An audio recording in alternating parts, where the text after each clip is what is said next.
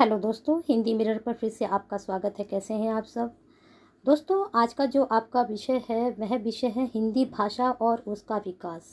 ठीक है, आपका जो आज का विषय है हिंदी भाषा और उसका विकास। ठीक है, तो इस टॉपिक से हमने आज आपके लिए 90 क्वेश्चंस लिए हैं। जो 90 क्वेश्चंस एमसीक्यू हैं आपके, वह सभी प्रश्न आपके बहुत ही महत्वपूर्ण हैं। और जो आपकी कोई भी परीक्षा हो, आपकी सभी में ये टीजीटी, पीजीटी, बीए, एमए जो भी आपके कंपटीशन एग्ज़ाम होंगे उसमें ये आपके लिए बहुत ही बेनिफिशियल रहेंगे क्वेश्चंस। तो आप इस वीडियो को पूरी ज़रूर देखना, अंत तक देखना। पसंद आए तो लाइक एंड शेयर भी ज़रूर करना। और जो दोस्त चैनल पर आज नए हैं वो चैनल को सब्सक्राइब कर लें, बेल आइकन को हिट कर दें, जिससे नई वीडियो के नोटिफिकेशन उनको टाइम से मिलते रहें। चलिए शुरू करते हैं आज के आपके प्रश्न यानी कि एमसीक्यू जो भाषा से संबंधित है। चलिए पहला प्रश्न लेते हैं। इनमें से कौन प्राचीनतम भाषा है? तो संस्कृत, वैदिक संस्कृत, प्राकृत या फिर अपभ्रंश तो बताना है। तो जो प्राचीनतम भाषा है वह है वैदिक संस्कृत। चलिए अगले प्रश्न पे चलते हैं। ऋग्वेद में किस भाषा का प्रयोग हुआ है? ऋग्वेद में जो प्रयोग हुआ है वह वैदिक संस्कृत का हुआ है। ठीक है, चलिए अगले प्रश्न पे चलते हैं। इनमें से कौन सी भाषा मध्य भारतीय आर्य भाषा काल की नहीं है? ए अपभ्रंश, बी पाली, सी प्राकृत या फिर डी संस्कृत तो बताना है। तो इसमें जो मध्य भारतीय आर्य भाषा काल की नहीं है तो अपभ्रंश तो है, प्राकृत भी है, पाली भी है, लेकिन संस्कृत नहीं है। अब संस्कृत जो है मध्य में नहीं आती है, ये प्राचीन में आती है। ठीक है, प्राचीन भारतीय आर्य भाषा। चलिए अगला प्रश्न देख लीजिए। अपभ्रंश भाषा का काल इनमें से क्या है? अपभ्रंश भाषा का काल इनमें से बताना है कौन सा है। तो आपका इसका उत्तर हो जाएगा सी, 500 ईसा से 1000 ईसा तक। ठीक है, अपभ्रंश का काल इनमें से है 500 से 1000 ईस्वी तक। ठीक है, चलिए अगले प्रश्न पे चलते हैं। अगला प्रश्न देखिए। हिंदी की उत्पत्ति किस अपभ्रंश से मानी जाती है? हिंदी की जो उत्पत्ति हुई है वह कौन से अपभ्रंश से मानी गई है? तो हिंदी की उत्पत्ति आपकी जानकारी लिखे बता दें कि हिंदी की उत्पत्ति शोरसेनी अपभ्रंश से मानी गई है। अगला प्रश्न है। इनमें से कौन सा नाम अपभ्रंश के लिए प्रयुक्त नहीं होता है? कहने का मतलब है जो अपभ्रंश के लिए इनमें से कोई केवल एक ऐसा है जो अपभ्रंश में प्रयोग नहीं हुआ, बाकी सब हुए हैं। तो 6 का आपका उत्तर हो जाएगा डी, डिंगल नहीं हुआ, बाकी अवध, देशभाषा, अवध, अपभ्रंश को ये तीनों ही नाम कहे गए हैं। चलिए अगला प्रश्न देखते हैं। इनमें से कौन सी भाषा वियोगात्मक भाषा है? ये संयोगात्मक और वियोगात्मक भाषा भी होती हैं। तो इसमें से हमें बताना है कि कौन सी भाषा वियोगात्मक है। तो आपकी जानकारी के लिए बता दें अपभ्रंश को ही वियोगात्मक भाषा भी कहा गया है। चलिए अगले प्रश्न पर। हिंदी भाषा का प्रारंभ मोटे तौर पर कब से हुआ? इसमें बताना है कि हिंदी भाषा का जो प्रारंभ हुआ है वो कब से हुआ है। तो 8वें का आपका उत्तर हो जाएगा डी, 1000 ईस्वी से। देखिए अभी वाला प्रश्न था ना कि जो है यहाँ से ऊपर है वो प्रश्न, पहला प्रश्न में ही है वो प्रश्न, ये रहा है यहाँ पर कि अपभ्रंश का काल इनमें से क्या है। तो यहाँ पर देखिए 500 से 1000 ईस्वी तक था। तो अपभ्रंश के बाद ही तुरंत बाद हिंदी आ गई थी। तो यहाँ से इस प्रश्न को आप कनेक्ट कर सकते हो। ये वाला प्रश्न एक दूसरे से अगर आप जोड़ के करोगे तो अच्छे से आपको याद रहेगा कि जो 1000 से हिंदी का प्रारंभ हुआ, आपको फिर अब ये अच्छे से याद रहेगा। अगर प्रश्नों को आप जोड़ते हुए चलते हो ना एक दूसरे टॉपिक से, तो आपको प्रश्न हमेशा के लिए याद रहेंगे, फिर आप भूलेंगे नहीं। अगला प्रश्न देखिए। पहाड़ दोहा किसकी कृति है? तो इसमें बताना है पहाड़ दोहा किसकी कृति है। तो आपकी जानकारी के लिए बता दें पहाड़ दोहा जो है राम सिंह की कृति है यानी कि रचना है। इनमें से किस कवि की गणना 84 सिद्धों में होती है? इसमें बताना है कि 84 जो सिद्ध हुए, सभी को पता है कि जो सिद्ध थे वे 84 थे और जो नाथ थे वो 9 थे, 12 थे, उन्हें नवनाथ भी कहा जाता है। तो 16 का आपका उत्तर हो जाएगा डी, सरहपा। इनमें से किसकी गणना इसमें की जाती है? सिद्धों में सरहपा की जाती है। ठीक है, और सरहपा को पहला जो है प्रथम कवि किसने माना है? अगर आपको पता है तो बताइए कमेंट बॉक्स में। अगला प्रश्न है। इनमें से कौन सिद्ध नहीं है? अब यहाँ पर बताना है नहीं है, वहाँ हमने बताया था कौन सिद्ध है। तो 3 तो है, इसका मतलब 1 नहीं है। तो 17 का आपका उत्तर हो जाएगा डी, देवसेन नहीं है, लुईपा, गोरक्षपा, सरहपा ये सब सिद्ध हैं। एक जानकारी आपको बता दें कि इनके नाम के पीछे पा लगा होता है। सरहपा, लुईपा, गोरक्षपा, कडप्पा, रुई पा, ये सब जो है पा लगा के रखते थे। सिद्धों की ये पहचान भी रही है। अगला प्रश्न है, इनमें से अवधी भाषा की प्राचीनतम कृति कौन सी है? अवधी भाषा की, बाकी तो भक्ति काल में भी लिखी गई हैं जो है, लेकिन प्राचीनतम कृति बतानी है। आधुनिक काल में भी अवधि लिखी गई है, लेकिन हमें प्राचीनतम कृति बतानी है। तो 18 का आपका हो जाएगा डी, चंदायन। अब चंदायन कौन से काल की कृति है? अगर आपको पता है तो बताइए कमेंट बॉक्स में। हंस जवाहिर के रचयिता कौन है? हंस जवाहिर का बताना है। हंस जवाहिर किसकी रचना है ये बताना है। तो 19 का आपका हो जाएगा सी, कासिम शाह की ये रचना है हंस जवाहिर। चलिए अगले प्रश्न पे चलते हैं। अगला प्रश्न है आपका, संस्कृत में किसी शब्द के कुल कितने रूप विभक्त और वचनों के आधार पर बनते हैं? पूछा गया है कि संस्कृत में किसी शब्द के कुल कितने रूप विभक्ति और वचनों के आधार पर बनते हैं। तो 9 का आपका उत्तर हो जाएगा ए, 24 वचनों के या विभक्ति के आधार पर बनते हैं। हिंदी में किस शब्द के मूलतः कितने रूप बनते हैं? हिंदी में किसी शब्द के मूलतः कितने रूप बनते हैं? तो 10वें का आपका उत्तर हो जाएगा डी, 2 रूप बनते हैं। अगला प्रश्न है, संदेश राशक के रचयिता कौन है? संदेश राशक के रचयिता सबको ही पता है कि इसके जो रचयिता हैं वो अब्दुल रहमान जी हैं। ठीक है, उन्होंने लिखा। इसके बारे में प्रश्न बहुत सारे अलग अलग तरीके से ये पूछा जाता है। तो इसना भाषा आप याद रखना कि संदेश राशक से जो जुड़े हुए हैं अब्दुल रहमान जी जुड़े हुए हैं। किसी भी तरह से संदेश राशक आपके सामने शब्द आए तो आपको अब्दुल रहमान जी याद रखने हैं। चलिए अगला प्रश्न चलते हैं। अपभ्रंश के प्रमुख कवि धनपाल की रचना कौन सी है? अपभ्रंश के प्रमुख कवि धनपाल जी की रचना कौन सी बतानी है? तो 12वें का आपका उत्तर हो जाएगा भविष्य तक कहा। ठीक है, हिंदी का प्रथम कवि राहुल साकृत्यायन किसे मानते हैं? सरहपा जी के बारे में ऊपर पढ़कर आए हैं। यही मैंने अभी आपसे पूछा था कि आप कमेंट बॉक्स में बताइए कि प्रथम कवि किसने माना हिंदी का। तो सरहपा को राहुल साकृत्यायन जी ने माना है। आपका प्रश्न आसान हो गया है। अगला प्रश्न है, शब्दानुशासन नामक प्राचीन व्याकरण के रचयिता कौन है? अनुशासन ये जो था व्याकरण था और ये एक प्राचीन व्याकरण है ये। तो ये किसके द्वारा लिखा गया फिर रचा गया? तो 14 का आपका उत्तर हो जाएगा बी, हेमचंद्र जी के द्वारा। ठीक है, बहुत अच्छा है। इसको प्रश्न को इस वाले उसमें आपके जितने भी प्रश्न है, संदेश राशक, धनपाल, प्रथम कवि, शब्दानुशासन, ये 4-5 जो प्रश्न है बहुत ही महत्वपूर्ण प्रश्न है। इन्हें ज़रूर नोट डाउन कर लीजिए आप। अगला प्रश्न ये हम ऊपर कर चुके हैं, ये भी कर चुके हैं, ये शायद दोबारा से ये रिपीट हो गए हैं। तो हाँ, 2 प्रश्न इसमें थोड़ा सा अलग हैं, इसको देख लेते हैं। पाहुड़ दोवा हम पढ़कर आ चुके हैं कि पाहुड़ दोवा किसकी रचना है। इनमें से 84 सिद्धों में नहीं होती है। सिद्धों में होती ये प्रश्न नहीं। इनमें से ये वाले 2 प्रश्न कुछ अलग हैं। इनमें से कौन सिद्ध नहीं है ये भी हम पढ़ चुके हैं। ठीक है, तो रिपीट हो चुके हैं, कोई बात नहीं, आप उनको वहाँ देख लीजिएगा उन आंसर को।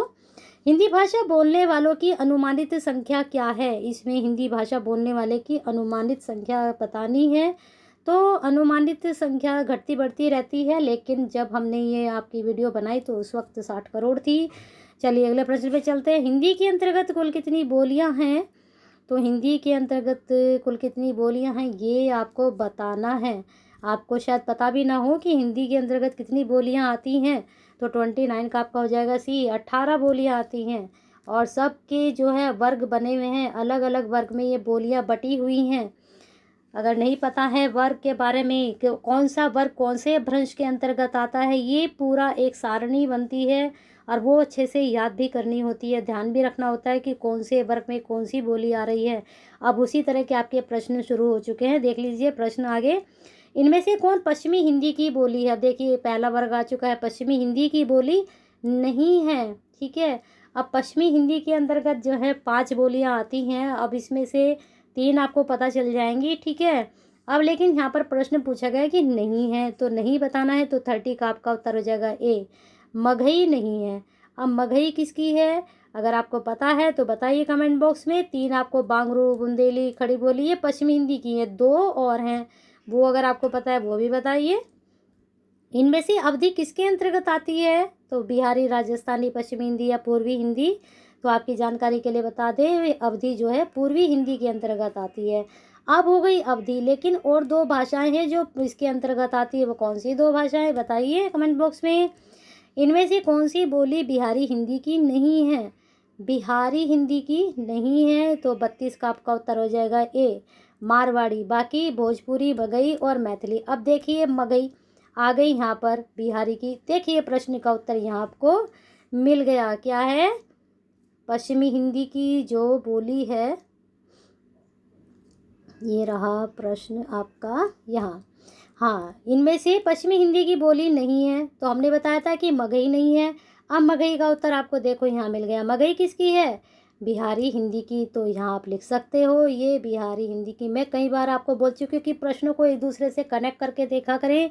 आंसर कहीं ना कहीं वहीं छिपे रहते हैं, जहाँ नहीं होते हैं वहाँ अपना दिमाग लगाइए, आंसर बिल्कुल सही जाएंगे। तो मगही है। बाकी सब किसकी हैं? मारवाड़ी, भोजपुरी, मैथिली, बिहारी हिंदी की नहीं है। 32 का आपका एक गलत हो रहा है यहाँ पर। ये तो मैंने इसका बताया आपको, मगही की यहाँ पर है, लेकिन बिहारी हिंदी की नहीं है। इसका आंसर अब बता रहे हैं आपको, तो इसका 32 का हो जाएगा ए मारवाड़ी। बिहारी हिंदी की नहीं है। बाकी भोजपुरी, मैथिली, मगही, अब ये 3 पता चल गई हैं आपको एक साथ। ठीक है, बिहारी हिंदी की एक हो गई मगही। यहाँ पर हमने आंसर बताया कि यहाँ पर बिहारी लिख लीजिए। अब है इसमें से जो मारवाड़ी, और जो ये मारवाड़ी किसकी है? तो मारवाड़ी है राजस्थान की। यहाँ इसको कनेक्ट कर दीजिए। ठीक है, चलिए अगला प्रश्न देख लीजिए। लखनऊ बाराबंकी किस क्षेत्र की बोली है? कहाँ बोली जाती है?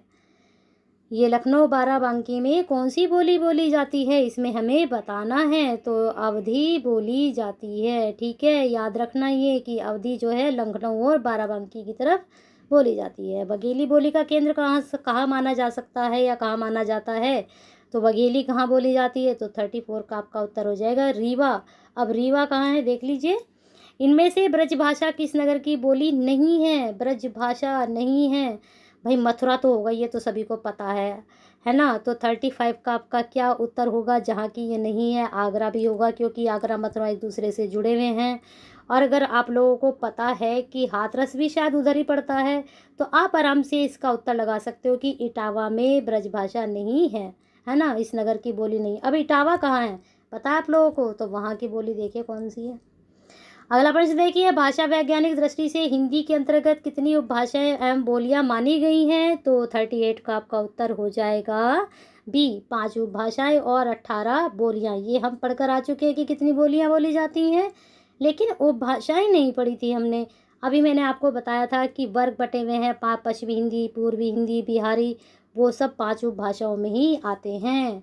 ठीक है, अगला प्रश्न है, इनमें से कौन सा कथन सत्य नहीं है? नहीं है बताना है, बाकी सब सत्य है। 3 और 1 नहीं है, तो वो कौन सा नहीं है? तो ब्रजभाषा केंद्र दिल्ली है। ब्रजभाषा के हम बारे में पढ़ चुके हैं ना, तो दिल्ली केंद्र नहीं है इसका। ठीक है, बाकी सब खड़ी बोली केंद्र में बिजनौर की है, फरुखाबाद इटावा की है, मालवे का केंद्र उज्जैन, इंदौर और उज्जैन है। ठीक है, इटावा भी देखिए आपको पता चल गया कहाँ है। चलिए अगला प्रश्न देख लीजिए, इनमें से असत्य कथन छाटिए। असत्य छाटना है, यानी कि 3 सत्य हैं और 1 असत्य है। तो 40 का आपका उत्तर हो जाएगा बी विद्यापति भोजपुरी के कवि हैं।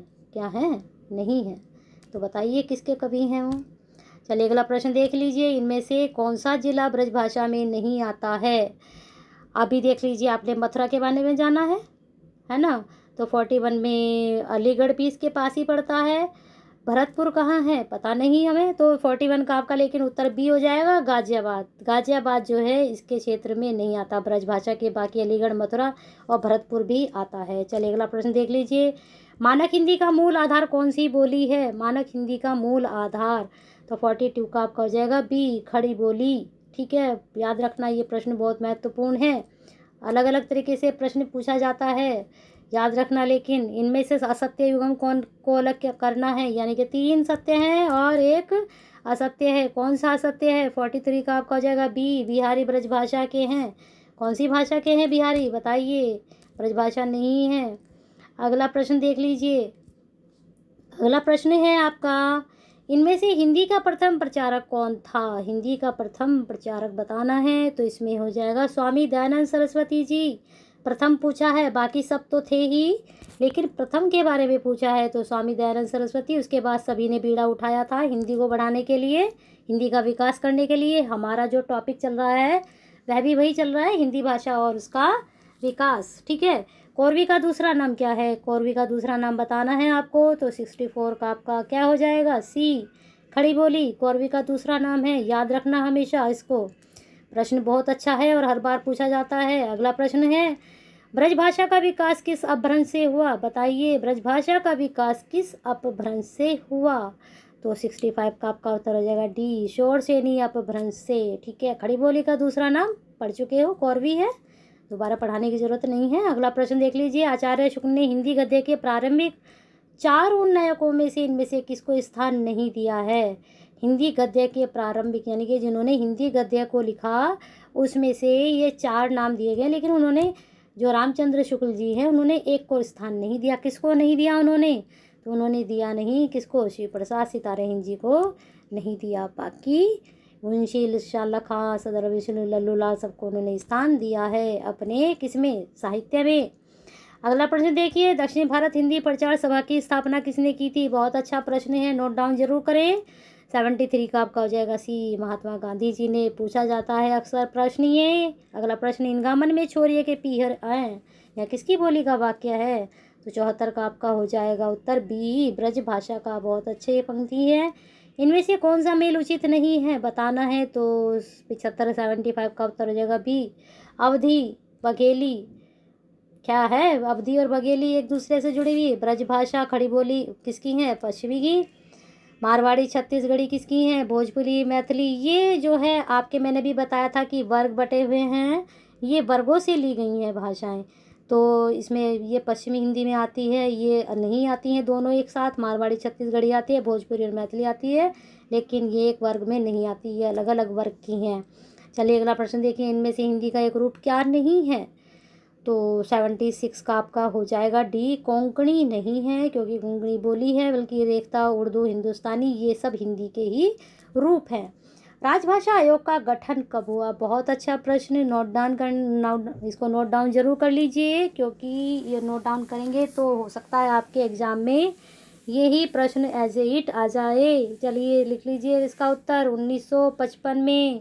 बहुत अच्छा प्रश्न है, जरूर नोट डाउन करिए। चलिए अगले प्रश्न पे चलते हैं। राजभाषा अधिनियम कब निर्मित हुआ? कब निर्मित हुआ बताइए। 78 का आपका हो जाएगा सी, 1976 में राजभाषा अधिनियम।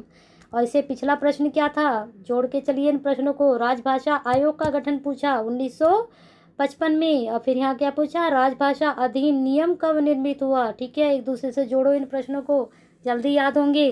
चलिए देखिए अगला प्रश्न, राजभाषा अधिनियम के अनुसार इनमें से ख श्रेणी के अंतर्गत कौन सा राज्य नहीं आता?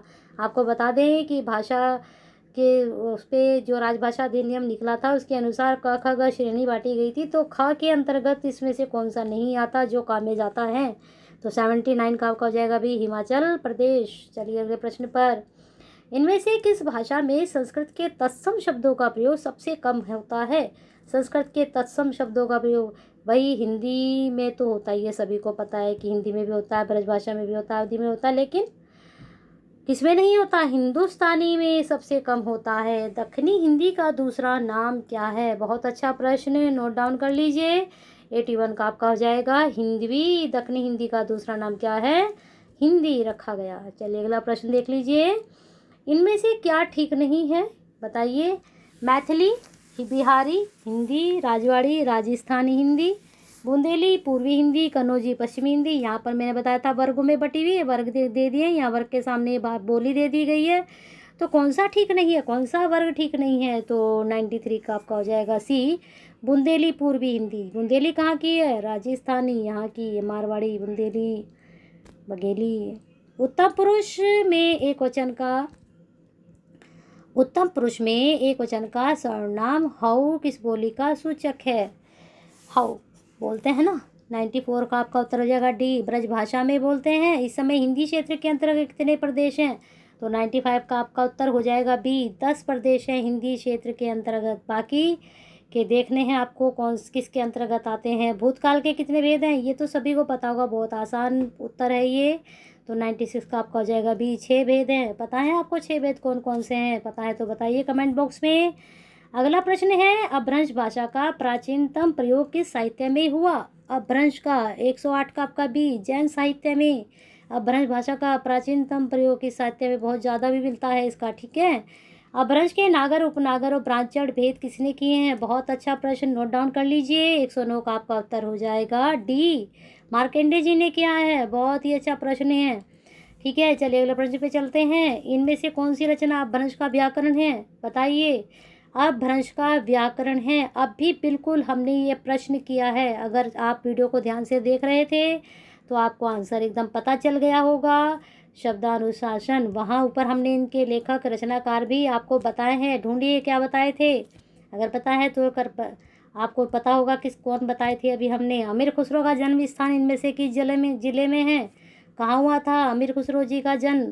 तो 111 का आपका एटा में इनका जन्म स्थान एटा। फर्रुखाबाद में बोली जाने वाली बोली का नाम इनमें से क्या है? अभी अभी बिल्कुल पढ़ा है हमने, फर्रुखाबाद, इटावा। ठीक है, तो 112 का आपका उत्तर क्या हो जाएगा? कन्नौजी। बोली जाने वाली बोली का नाम इनमें से क्या है? क्या है? कन्नौजी। अब कन्नौजी किसके अंतर्गत आती है? पता आप लोगों को? पता है तो बताइए। कौन से अपभ्रंश के अंतर्गत आती है? कौन से वर्ग के अंतर्गत आती है? इनमें से वियोगात्मक भाषा कौन सी है? बिल्कुल अभी अभी सेकंड प्रश्न ही आपने पढ़ा, सेकंड या थर्ड, तो उत्तर पता चल गया होगा। कौन सा उत्तर है?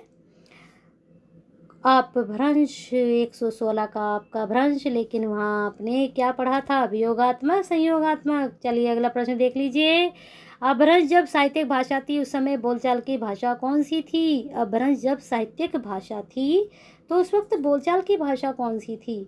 तो 117 का आपका हो जाएगा सी, देश भाषा। ठीक है, अगला प्रश्न है। इनमें से कौन सी कृति राम भक्ति शाखा से संबंधित नहीं है? मतलब क्या हुआ इसका कि जिसमें राम जी का जिक्र नहीं हुआ जिस रचना में, तो राम भक्ति से भी संबंधित हो गया, शाखा से भी। 118 का आपका उत्तर हो जाएगा सी, चित्रावली। यह उस्मान की लिखी हुई है, देखिए लिखा भी है यहाँ। और ये मैंने लेखक के नाम भी, रचना भरत मिलाप ईश्वर दास की है। हनुमान अट्टा कर दिया राम जी की है। रामाष्टम अग्रदास जी की है, लिखा हुआ है पहले से ही। ठीक है, और ये चित्रावली जो है इसमें राम भक्ति शाखा की नहीं। चित्रावली में बताइए किसका जिक्र किया है उस्मान जी ने? किसको, किसके बारे में लिखा है? प्रेम कथा तो है, लेकिन किसकी है बताना है आपको। भला हुआ जो मारिया भेड़ी महरा कंतु, यह पंक्ति किस कवि की है? 119 का आपका उत्तर हो जाएगा डी, मुंज कवि की है। बहुत अच्छी पंक्ति है, इसके बारे में थोड़ा विस्तार से आप पढ़िए तो और अच्छे से आपको इसका पता चलेगा क्या है इसमें, है ना।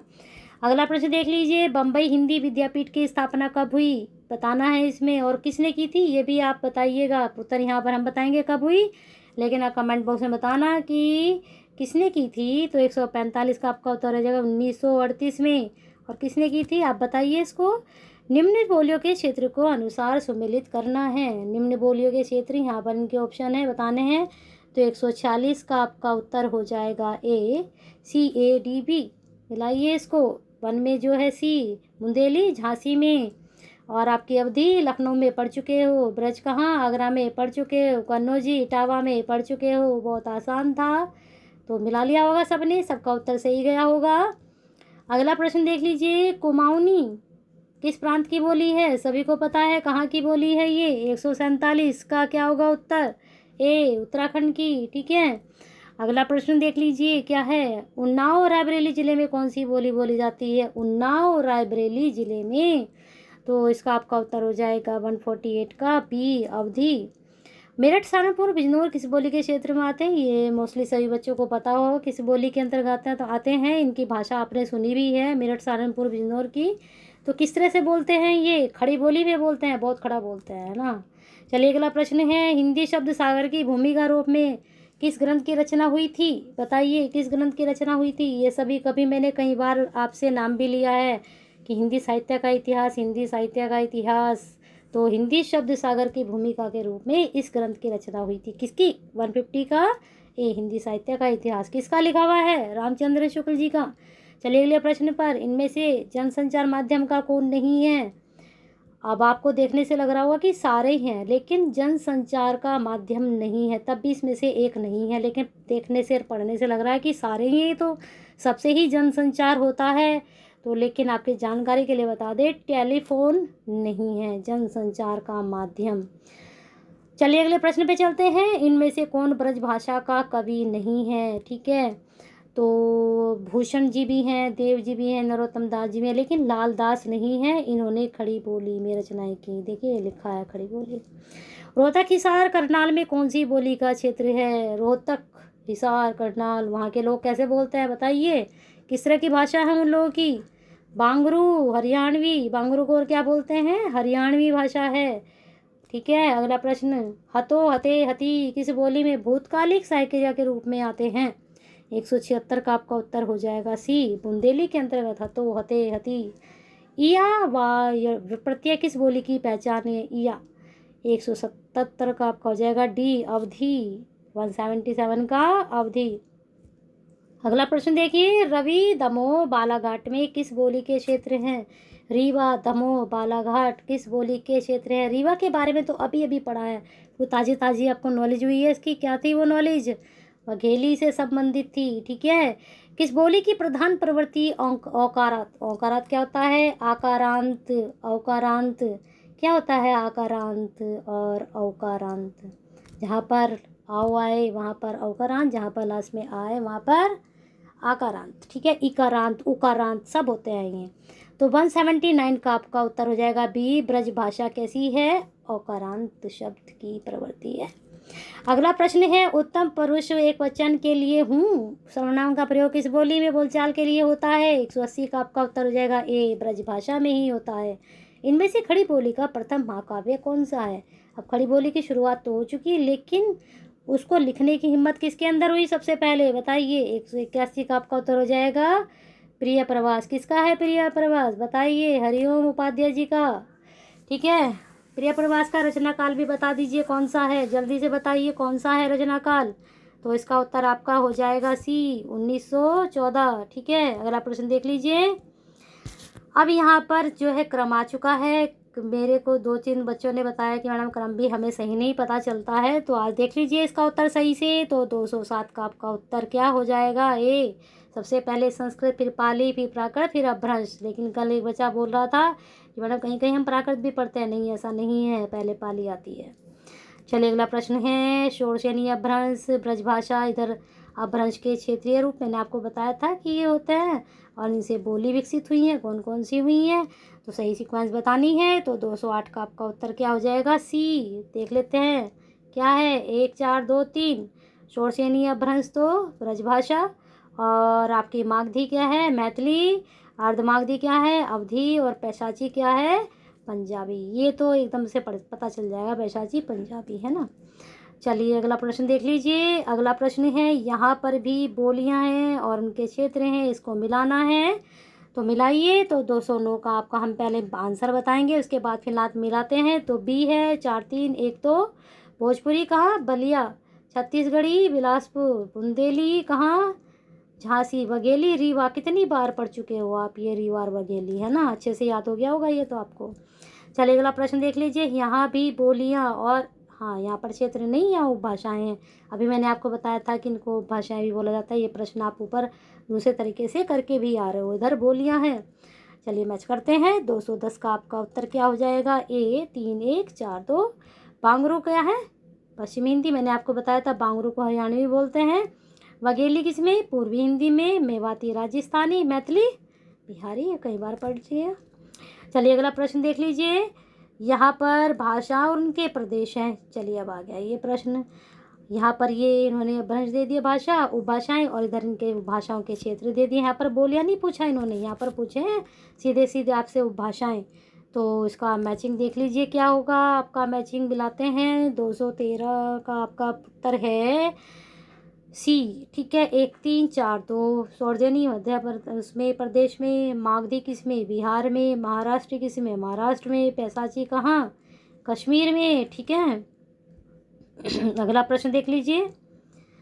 विकसित होने वाली भाषा बोली कौन से अपभ्रंश से इनकी उत्पत्ति हुई? मैंने शुरू में ही बताया था कि ये 5 जो हैं आपके जो है वर्ग बने हुए हैं और अपभ्रंश बने हुए हैं, वहाँ से इन बोलियों की उत्पत्ति हुई है। लेकिन आपको ये नहीं पता किससे किसकी हुई है, तो इसमें बताना है किससे किसकी बोली की उत्पत्ति हुई है। तो इसका आपका उत्तर हो जाएगा, 1 मिनट, डी। 4, 3, 1, 2 मैथिली, मागधी, मराठी, महाराष्ट्री, पूर्वी हिंदी, अर्धमागधी, ब्रजभाषा, शौरसेनी। ठीक है, ये हर तरह से बच्चों ये प्रश्न आपको याद होना चाहिए। अपभ्रंश से संबंधित भी कि कौन सी बोली कौन से अपभ्रंश में आती है और कौन से वर्ग में आती है, पश्चिमी हिंदी में आती है, पूर्वी हिंदी में आती है, बिहारी में आती है। तो ये बीच का भी आपको याद होना चाहिए। ठीक है, और अपभ्रंश से भी आपको पता होना चाहिए कौन सी बोली विकसित हुई और उन बोलियों के क्षेत्र कौन कौन से हैं। तो प्रश्न बस यहीं ख़त्म हो जाते हैं आपके। ठीक है, आपका ज्ञान यहीं पर पूरा हो जाएगा अगर आपने सीक्वेंस बना ली अपनी। तो चलिए अगला प्रश्न देख लीजिए। निम्न सूचियों को सुमेलित कर सही गुट का चयन करें। हो तो हम पढ़कर आ ही गए हैं, बताइए सबको हाँ किस में है। तो आपका इसका उत्तर हो जाएगा सी। इसको पहले हम मैच कर लेते हैं। ठीक है, यहाँ पर आपका ये है, एक मिनट, सी है आपका ये। तो 3 1 4 2, तो बुंदेली किस में है, ख। ठीक है, बुंदेली किस में है, ख। और ब्रजभाषा तो अभी आपको मैंने बताई थी, हाँ, अवधि, मोर और बांगरू, सय। ठीक है, चलिए अगला प्रश्न देख लीजिए। अगला प्रश्न अब यहीं पर आपके प्रश्न हो चुके हैं ख़त्म। पूरे 90 प्रश्न हमने कर लिए हैं और बहुत अच्छी वीडियो भी बनी है। मुझे लगता है बहुत अच्छे से आपके समझ में आया भी होगा ये। तो वीडियो पसंद आती है तो करिए ज़्यादा से ज़्यादा इसको लाइक और शेयर, जिससे सभी तक ये कंटेंट पहुंच सके। सारे प्रश्न जो हिंदी भाषा से हमने आपको कराए हैं और विकास से संबंधित।